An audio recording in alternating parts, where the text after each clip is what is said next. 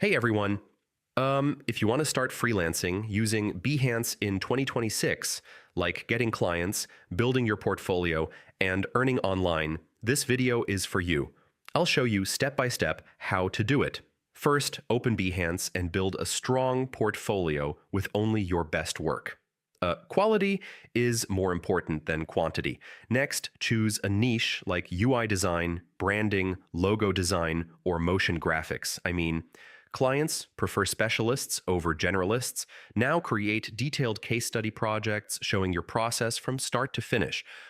This builds trust with potential clients. After that, optimize your project titles using clear keywords clients search for.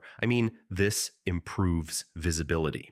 Next, make sure your profile has proper contact details like email, website, or social media. This helps clients reach you easily. Now stay active by liking, commenting, and engaging with other designers. This increases your exposure. After that, check Behance job listings for freelance opportunities.